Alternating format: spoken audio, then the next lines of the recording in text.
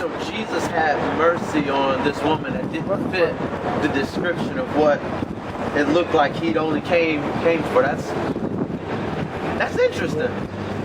Yeah, in a way, right? Man, that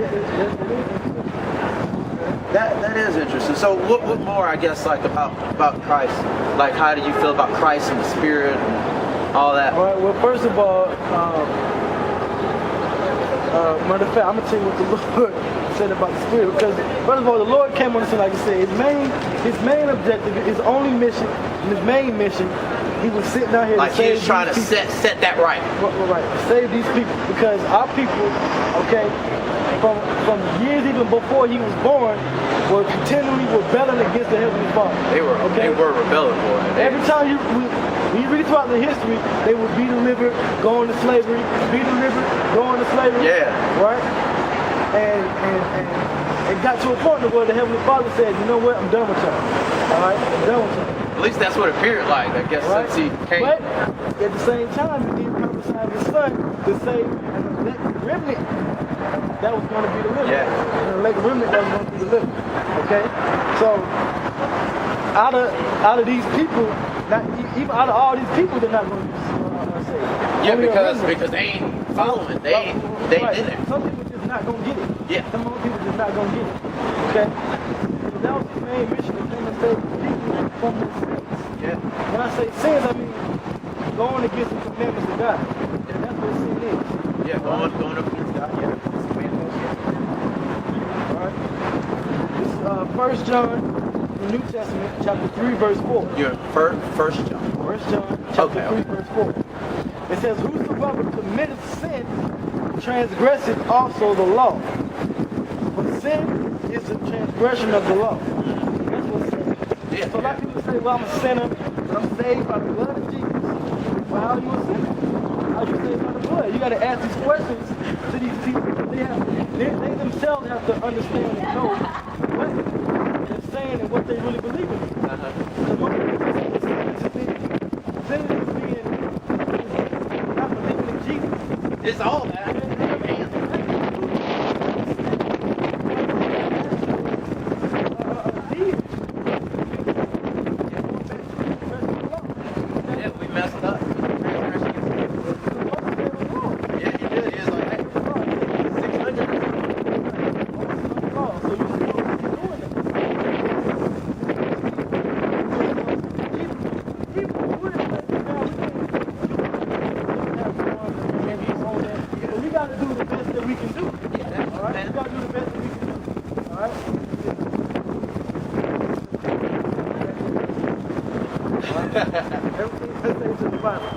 Romans chapter 3, verse 31.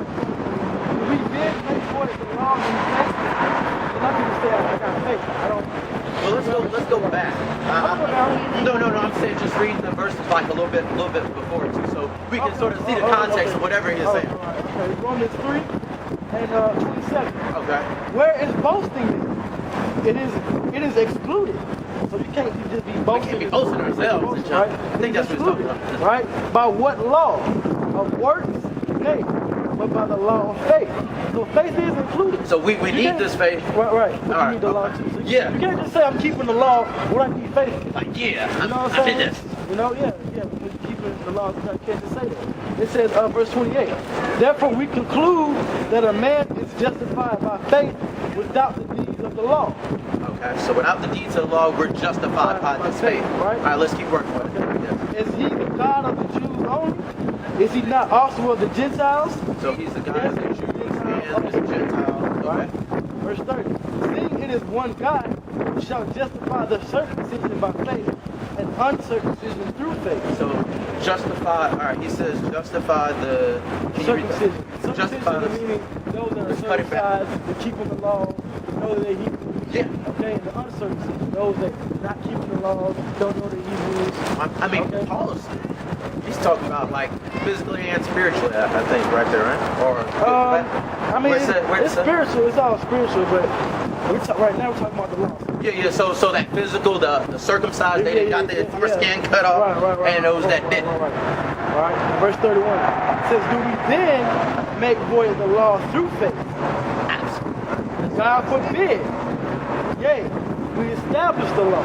Yeah. Okay. So that's why I said before you came up, I was saying, look, our people went into slavery because we not keeping the laws. That's why.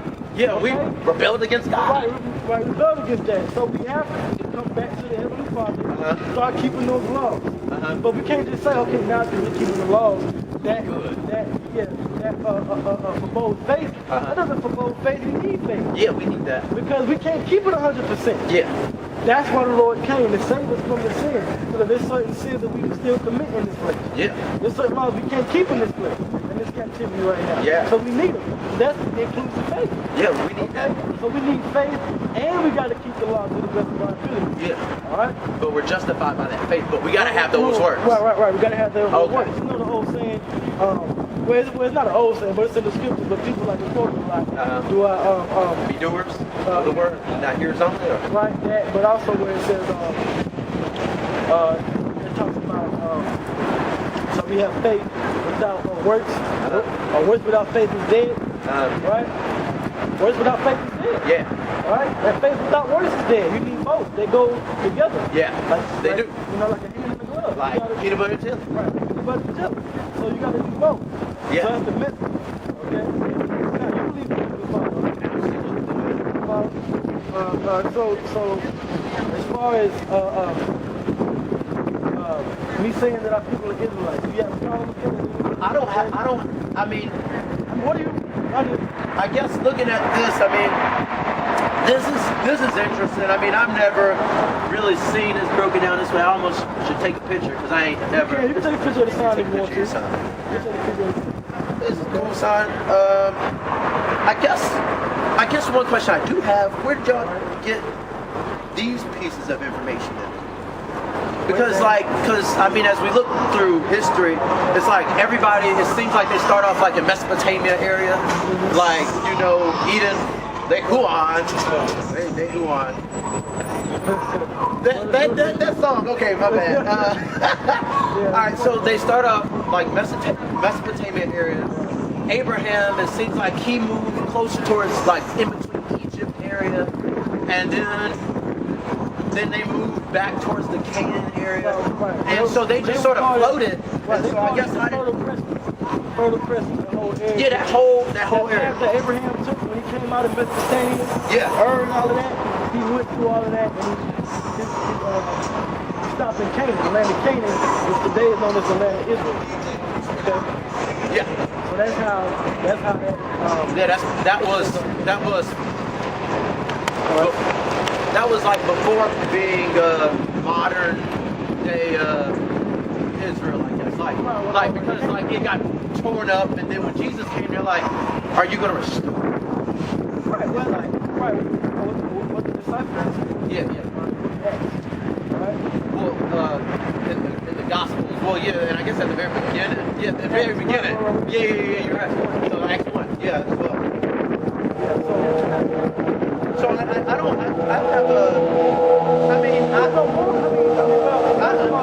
these are all, like, I guess what we're saying right here is like almost like black migration to different areas, like the diaspora kind of where that's because this is where we ended up except Chile. There's so many black people there. There ain't no black people there. I've been when you see black people, man. I've been even in the ghettos, man. I didn't go into the ghettos. Right? But that's the thing about it. Like, It's crazy. They got things like that. But you gotta go to the root that's the most I see them. It's crazy, man. I went in there. Crazy. We know they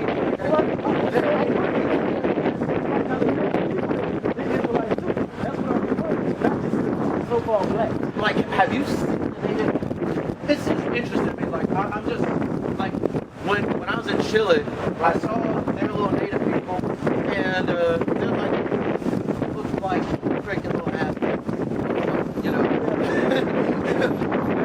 they were really off melody. I mean, even when this is interesting, I didn't see black people when I was time when I saw black people every now and again. But like these are just areas where we're saying they settled, or is that what this is? Because I mean these are interesting. I mean, really it's amazing North American Indians though, because they're not per se black. Well, it's not a single black. Oh, Black. Nobody on the planet Earth is actually black. We're all different things. But what this is referring to, it's referring to language. trying to figure out who you are. Let's just go like this. Okay.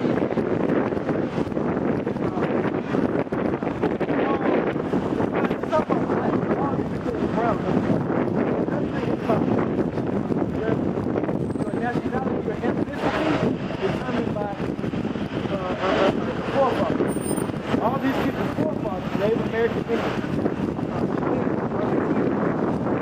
Puerto Rico, African American, all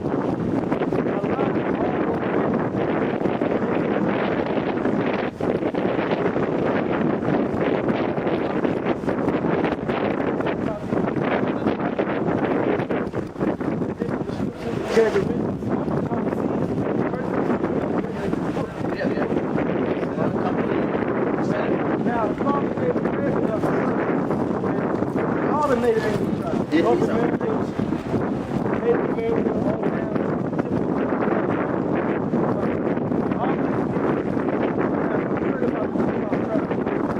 Ten lost ones. They got lost. They get lost. I mean, we just read about the lost sheep of Israel. You never heard that story?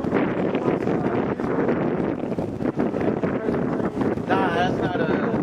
Yeah, I like to read and study, but that's not common language.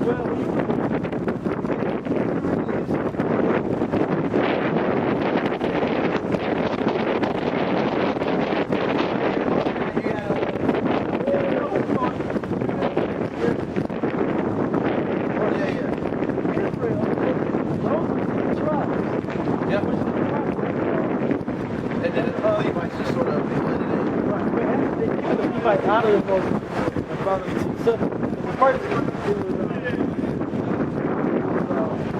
it had about up there. I'm just going to a Bible. I was trying to find something.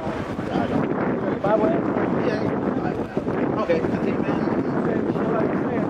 Yeah, Levites up there in Northern Kingdom. Yeah, they're spread out. Yeah, the Israelite king Jeroboam, he kicked the Levites out. He kicked the Levites.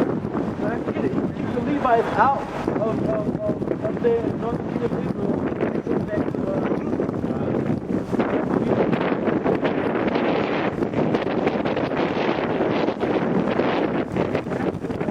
they seemed to rebel against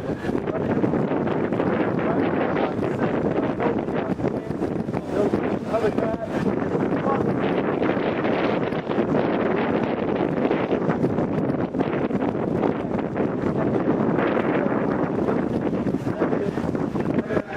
So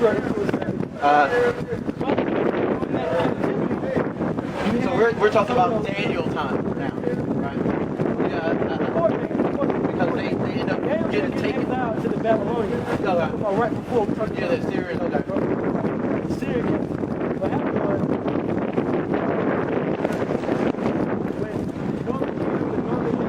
when they got taken to the Syrians, they said amongst themselves, look, we gotta get out of here. We gotta go.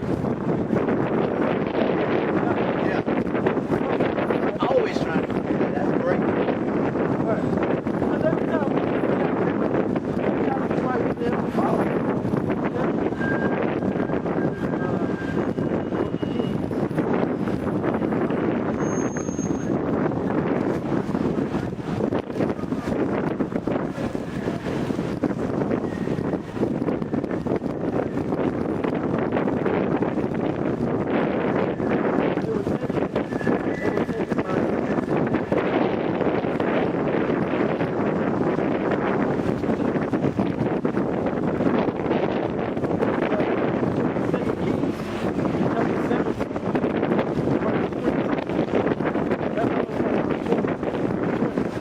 the Lord rejected all the seed of Israel and afflicted them and delivered them into the hand of spoilers until he had cast them out of his sight. When he had rid Israel from the house of David, that's why he did the two kingdoms. Yeah, because he ended up committing that sin. God. Well, Solomon is God. And they made Jeroboam the son of Nebat king. And Jeroboam drave Israel from following the Lord and made them sin a great sin. For the children of Israel walked in all the sins of Jeroboam, which he did, they departed not from them, until the Lord removed Israel out of his sight, as he had said by all his servants and prophets. So when Israel came away out of their own land to Assyria to this day. So the Syrians came away and kept out of Assyria. And while they were in Assyria, they decided that they were to keep the commandments of the Lord. Now, I got here. There's apocryphal material. That's all the prophecy. 200. Oh, okay. This is 2 Kings chapter 13, verse 40. It says, those are the 10 tribes which were carried away prisoners out of their own land in the time of Hosea the king.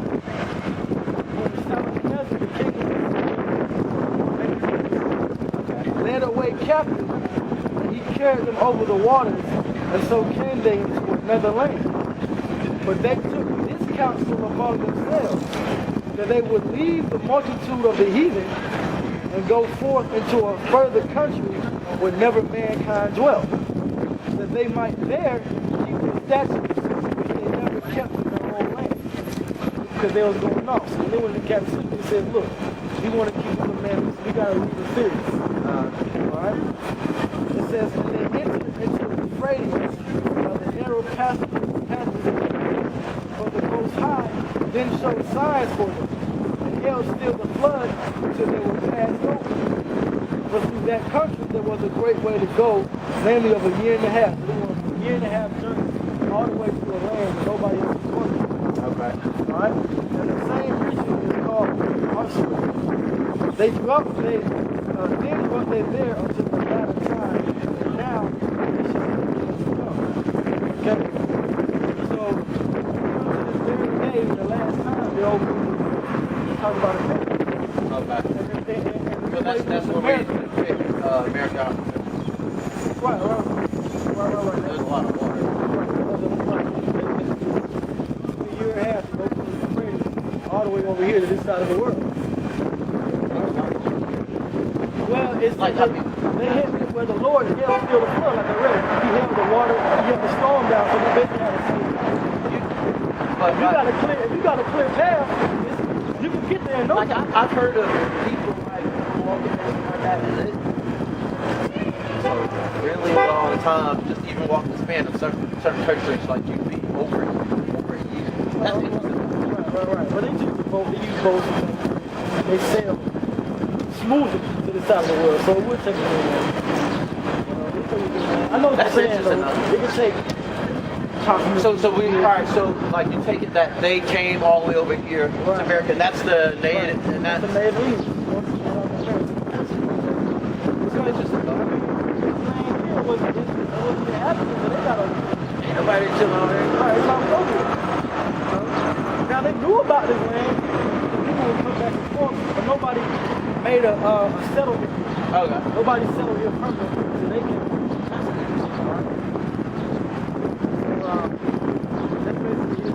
Okay, man. So what you got to do is you got to read certain prophecies in the scriptures that was recorded to pinpoint which tribe. I mean, that's interesting. I mean, the thing is, I guess the reason why a lot of people might not per se come to a conclusion, because like, are you reading out of the Apocrypha, and out of the Bible, the Apocrypha material, some of it's very trustworthy, I would say. I'd definitely say, but not all of it is, which is why it wasn't canonized. But that's still pretty interesting. Well, I would say that's it's still all canon, but what happened was, what it was around 1890. What happened was you had a group called the Bible Discussion. which was set up by the Muslims. But then on this side,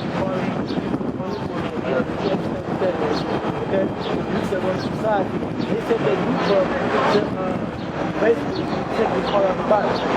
But it was the canon was established before 1700. I know before that, 1600. but I'm saying, but they decided at that time to take this out the Bible. Because before then, you had, I wish I would have brought it, but well, I have it on my phone. I got this, the original King James. Yeah, the 1611. Like there are certain books from there that are definitely like wisdom and this is all of them. yeah. Yeah. Oh, okay. I got it. I know what you're talking about. Yeah, lots of little interesting things. So, I guess with all this even, and looking at that story where Jesus, the one that you pointed to, where Jesus actually has mercy on this woman and heals the child, even though he has a primary, it looks like he has a primary, but you have to be how do you, I guess, what do you think about that?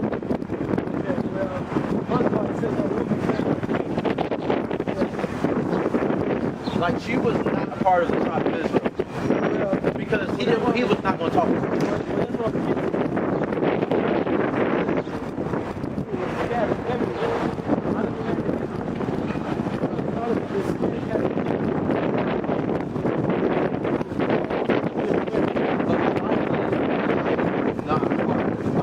She wasn't even a Samaritan because it would have called her a Samaritan, and those are the cousins.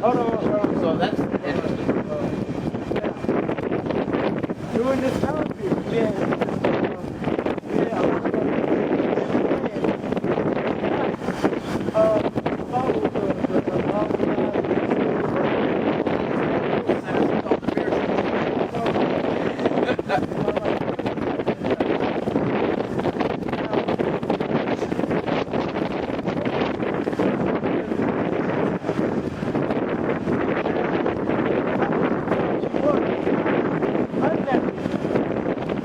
okay, meaning she was influenced that ways of God.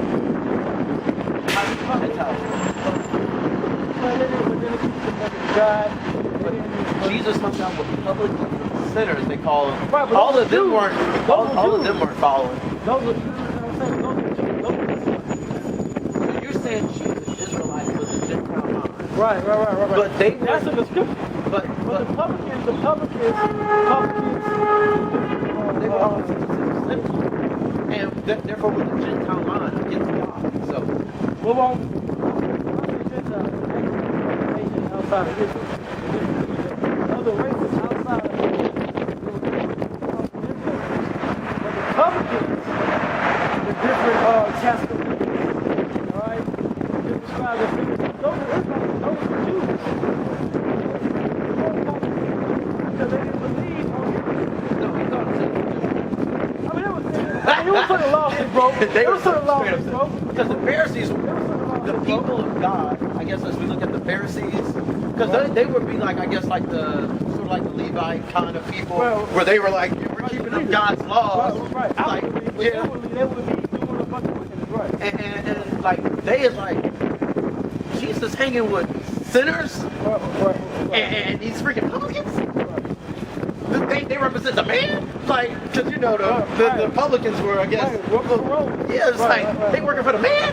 It's like Jesus ain't cool, but so I mean, I guess how do we look at it from that? That's an interesting thought. I never heard anybody argue that, but that was an interesting thought, Diane. I guess from a mind standpoint, but they were straight up sinners, and the Pharisees pretty much pointed a finger at them, so they weren't against. But what I'm trying to make is, although they were sinners, they still knew they were Israelites.